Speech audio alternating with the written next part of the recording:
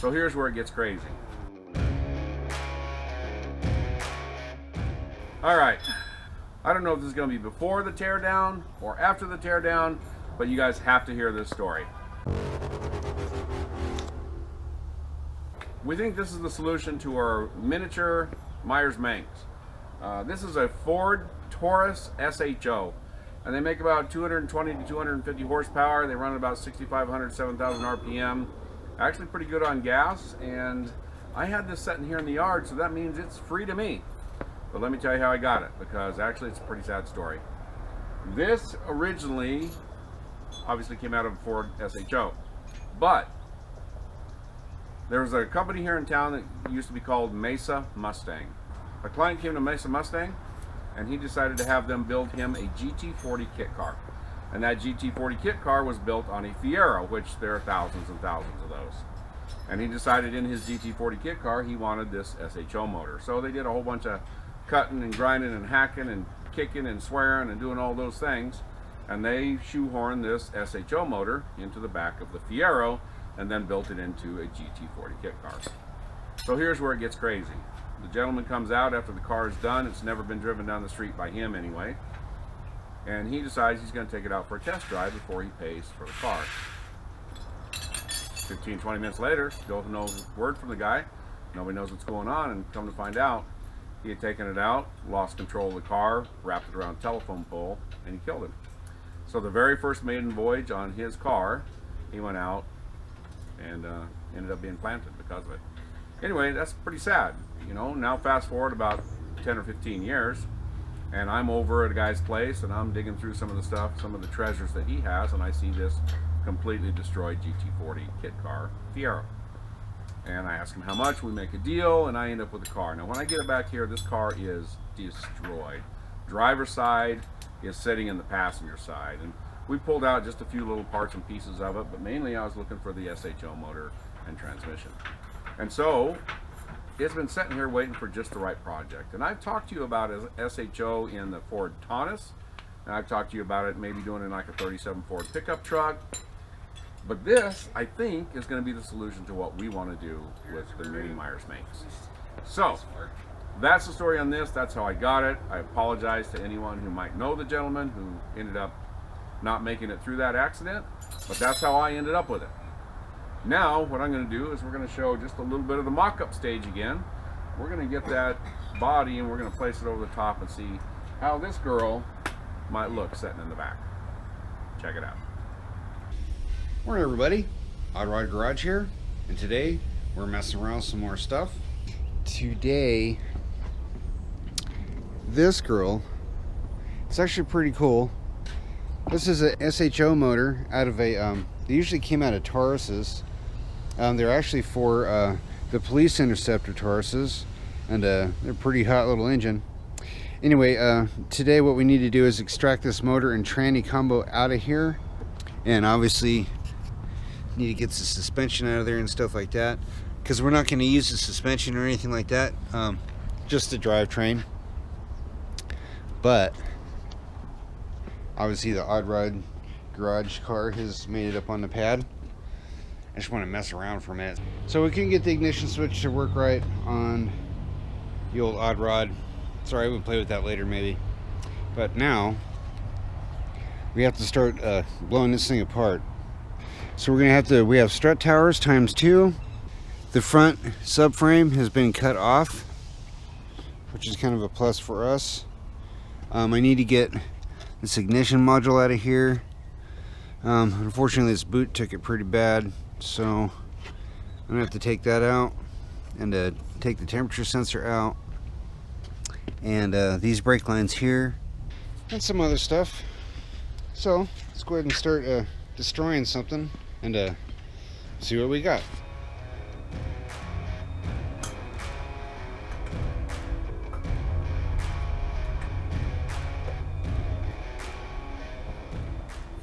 Shoot, what we got here? What we got here is failure to communicate.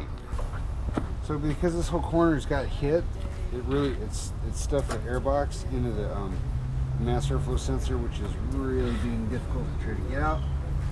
So looks like I might have to get a little brutal Doobie-doo-doo-doobie-doo. I really don't want to try not to kill anything.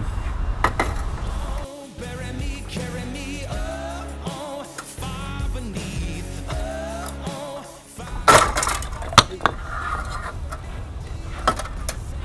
Ideally, you shouldn't do that. Ideally, you shouldn't do that. Ideally, you shouldn't do that. Really nice airflow sensor. It'll not get out to duo. Leave it right there. taught me how to live. Daddy taught me how to give. Both of them had their own sins. So Fords are the only guys that use this stuff, and obviously it's a Ford engine. It's a 5.5 millimeter. Yeah, kind of an odd size. So if you have a 5.5 millimeter in your toolbox, make sure you keep it. Sing, bury me, carry me, far beneath, fire and water me, going down deep, singing, bury me, carry me. We're going to push the odd rod backwards, and that way you give it a little bit more room. But then we'll hit those 2 bolts and see what we got. Watching me think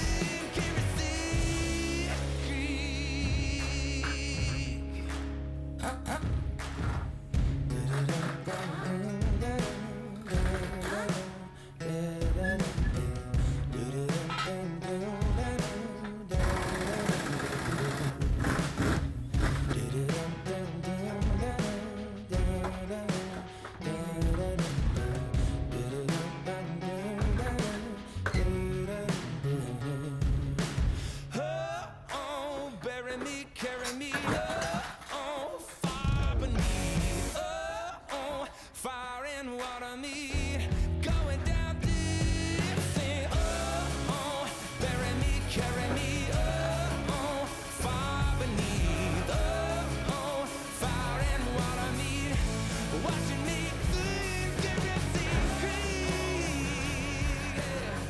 green. I'm going to take a sawzall, cut those springs right there. Joint.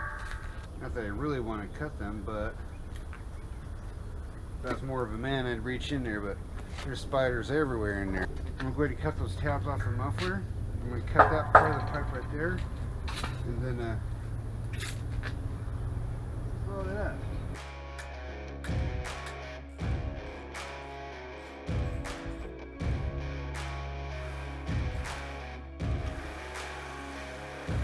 Yeah, oh my Lord, watch me sway. Darkness falls and we all pray, hoping for the light of day. Down to the river, I have held the devil's hand, felt the weight of my own sin, burdened by the heart of man. Down to the river, down to the river. CVC, constant. What's this? It stands for something. I know it. I call them tulips. Here's your tulip. That actually locks into this cup here, and these are actually kind of cool. They're like ball bearings, but a wheel at the same time. Anyway, so you have 3 of them to go in here. Boop. But that's obviously already separated. A lot of Hondas have this set up where you have a solid axle goes in the transmission here, and then you have a carrier bearing here, and then here's your tulip over here. It's probably not the greatest idea, but unload this tulip here. Theoretically, I could probably just pry on it and pop it out. We have 2 bolts here for the engine. We have 2 bolts over there for the transmission. I think we should be able to grab onto this somehow to lift the engine off of the girdle. I'm going to devise a plan, and I'll see you in a second.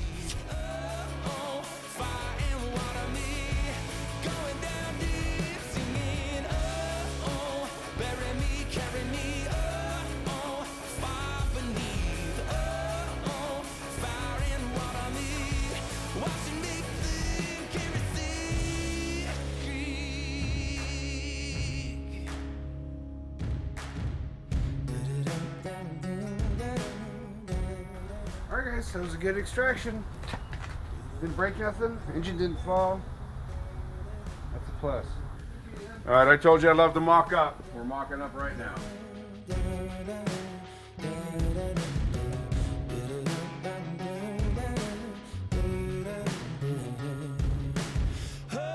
Oh, bury me, carry me, oh, far beneath, oh, fire and water me, going down deep, sing, oh, bury me, carry me, oh, far beneath, oh, fire and water me, watching me sink, everything free, yeah. Oh, everything free, down to the river, yeah.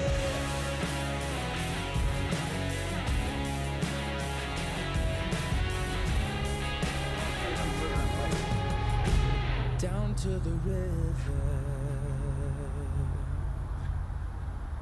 Move that forward.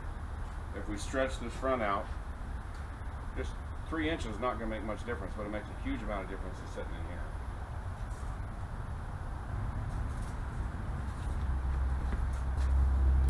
All right, let's click that right where it is.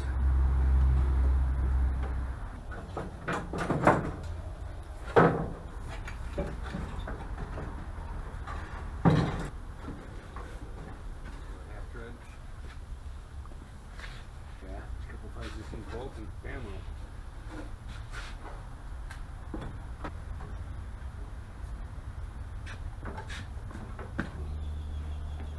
You'll be against the engine. All right, Tommy's more of a model than I am. We're gonna get him to sit in it, and we're gonna give a surroundo vision. I have a couple. We can build a cup holder.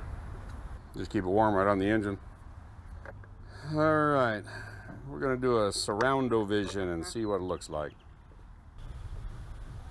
See, it's a variable. See, you can make it right hand drive or left hand. Right hand or left hand. I don't know, I think it looks pretty cool with that engine back there. Looks pretty sinister. Looks like a big pancake.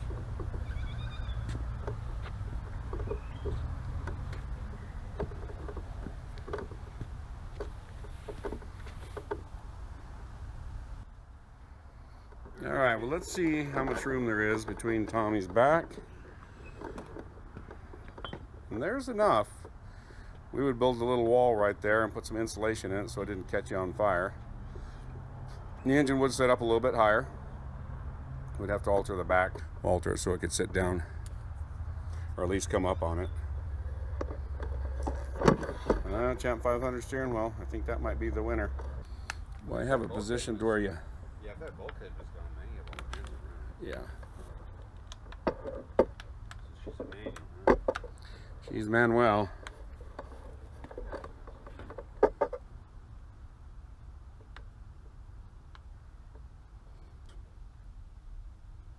Ooh.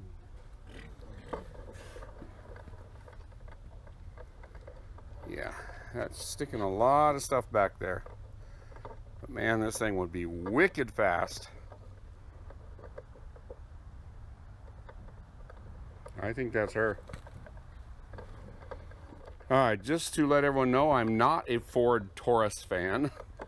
I am an SHO fan. Those things are awesome. Yeah, we had this discussion the other day. The show of Interceptors and the 5.0 Interceptor Mustangs. So they're pretty cool.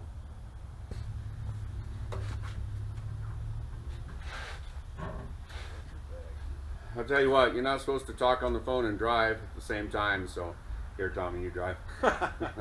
Hey, we appreciate you guys coming by, checking out what we're doing here. This little mock-up here on the Mini Meyers Manx, I think it's going to be really cool with the SHO motor in it. In the comments, tell us what you think. I think this could be really, really cool. Nice fuel injection, good horsepower. This thing would really, really scoot.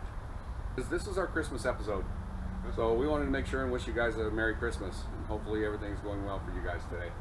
We want to remind you guys to subscribe to the channel, thumbs up, give us a like, share that link, leave a comment. Tell us, what do you think of the SHO motor? Well, we're going to have a bunch of haters. But at the same time, they looked at the statistics of that engine right there, And the small power plant that it is, and we could jam it back behind us, that's more than I'm going to be able to get out of a Volkswagen reliably.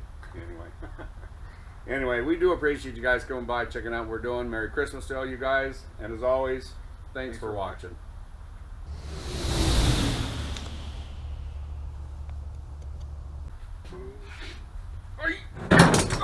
There it goes. Now you did it. No, you broke it at it.